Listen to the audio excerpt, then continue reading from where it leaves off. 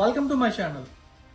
పహల్గామ్ ఉగ్రదాడి జరిగిన తర్వాత ప్రపంచంలోనే కరుడుగట్టిన ఉగ్రవాదులుగా ముద్రపడిన తాలిబాన్లు ఆ ఉగ్రదాడిని ఖండించారు.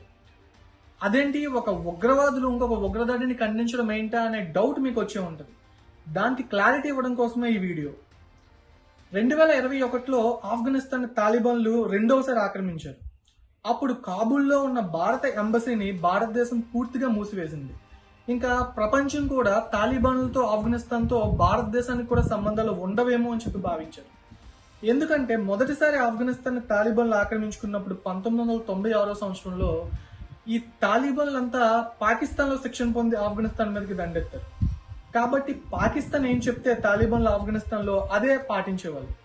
ఈ రెండవసారి కూడా పాకిస్తాన్ చెప్పినట్లే ఆఫ్ఘనిస్తాన్లో తాలిబాన్లు వింటారు అని చెప్పి పాకిస్తాన్ భావించింది. ప్రపంచం అంతా కూడా అలాగే జరుగుతుందని చెప్పి నమ్మింది. కానీ పాకిస్తాన్కి షాక్ ఇస్తూ తాలిబాన్లు పాకిస్తాన్కి ఎదురు తిరిగారు. భారతదేశంతో సంబంధాలే ఉండవు అనుకున్న తాలిబాన్లతో తాలిబాన్లే భారతదేశంతో సంబంధాలు ఏర్పాటు చేసుకోవడానికి ముందుకొచ్చారు. అఫీషియల్గా భారతదేశం ఎక్కడా తాలిబాన్లతో సమావేశాలు ఏర్పాటు చేయకపోయినా అన్అఫీషియల్గా దుబాయ్, ఖతార్ వేదికలుగా తాలిబాన్లతో రహస్య సమావేశాలు ఏర్పాటు చేసి వాళ్ళతో వ్యూహాత్మక సంబంధాలు అనేది మన దేశం కొనసాగించింది. దానిలో భాగంగా 50,000 మెట్రిక్ టన్నుల గోధుమల్ని ఆఫ్ఘనిస్తాన్కి భారతదేశం సరఫరా చేసింది ఉచితంగా.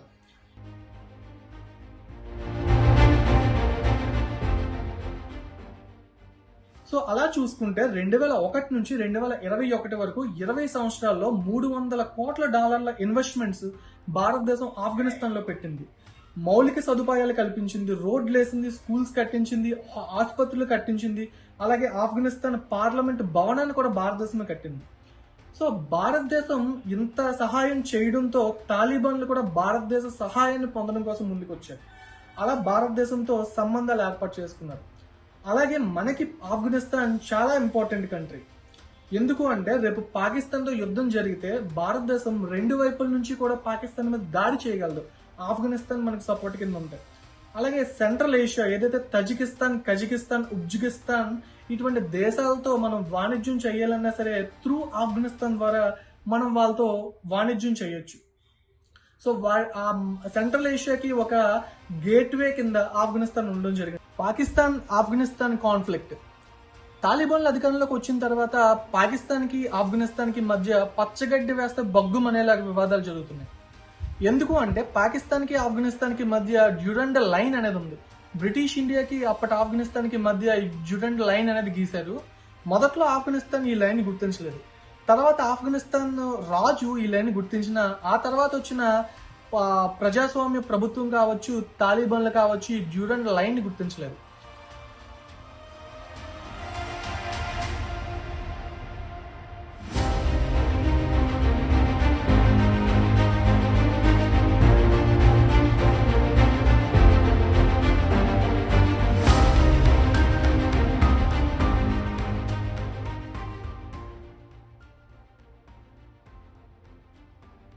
పస్తూన్ అనే ఒక తెగ ప్రజలు అనేవాళ్ళు, ఆఫ్ఘనిస్తాన్ ఆరిజిన్ పీపుల్ అనేవాళ్ళు ఈ డ్యూరండ్ లైన్ కి అటువైపు ఇటువైపు కూడా నివసిస్తున్నారు. పాకిస్తాన్ లో నివసించే పస్తూన్ పీపుల్ అంతా కూడా ఆఫ్ఘనిస్తాన్ కి చెందిన వాళ్ళే. వాళ్ళు నివసిస్తున్న ప్రాంతం అంతా కూడా ఆఫ్ఘనిస్తాన్ కి చెందిందే అని చెప్పి ఆఫ్ఘనిస్తాన్ క్లెయిమ్ చేస్తుంది. సో దానిలో భాగంగానే తహ్రీక్ ఏ తాలిబాన్ అనే ఒక ఉగ్రవాద సంస్థ ఆ పస్తూన్ ఉండే ప్రాంతంలో కూడా చాలా క్రియాశీలకంగా పనిచేస్తుంది, చాలా ఉగ్రదాడులు చేస్తుంది.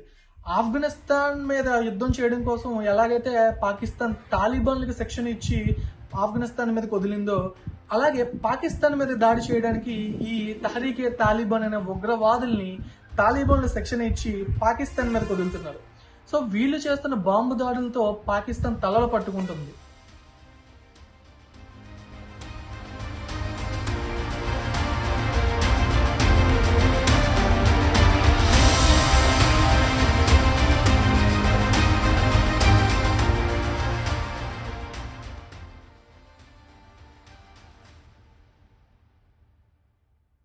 అన్నోన్ గన్మ్యాన్ కిల్లింగ్స్ ఇది ఇప్పుడు పాకిస్తాన్లో ట్రెండ్ అవుతుంది.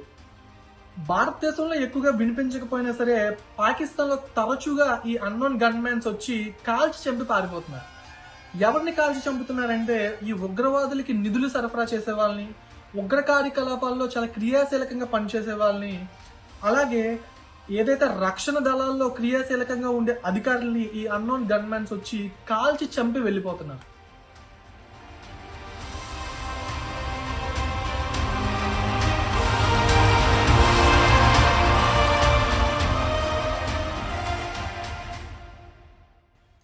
సో ఎవరు పంపిస్తున్నారంటే పాకిస్తాన్ క్లైమ్ చేస్తున్నట్టు ఇండియన్ రా ఏజెన్సీ ద్వారా ఈ అన్నోన్ గన్మెన్స్ పెట్టి చంపుతుంది అని చెప్పి పాకిస్తాన్ క్లైమ్ చేస్తుంది.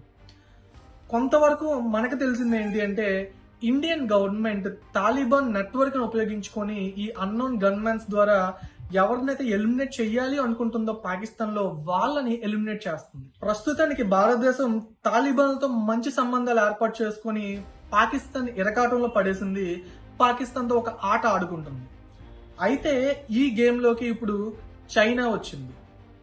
చైనా కళ్ళు ఈసారి ఆఫ్ఘనిస్తాన్ మీద పడింది. తాలిబాన్ తో వాళ్ళు కూడా సంప్రదింపులు చేసి వాళ్ళని కూడా పాకిస్తాన్ ని ఎలాగైతే సిపెక్ అనే పేరుతో తన ఉచ్చులోకి లాక్కుందో అలాగే ఆఫ్ఘనిస్తాన్ ని కూడా తన ఉచ్చులోకి లాగుదాం, సిపెక్ లో జాయిన్ చేసుకుందాం అని చెప్పి ప్రపోజల్స్ పెట్టి వాళ్ళతో సంబంధాలు ఏర్పాటు చేసుకోవడం కోసం తన ప్రయత్నాలు చేస్తుంది.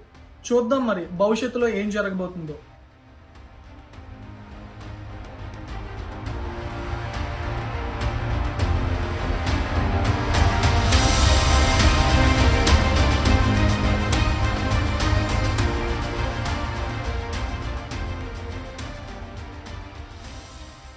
మీకు ఇటువంటి ఇంట్రెస్టింగ్ వీడియోస్ కావాలి అనుకుంటే ఈ ఛానల్ సబ్స్క్రైబ్ చేయండి. అలాగే లైక్ కామెంట్ చేసి ఈ వీడియోని మీ ఫ్రెండ్స్ కి ఫ్యామిలీకి షేర్ చేయండి.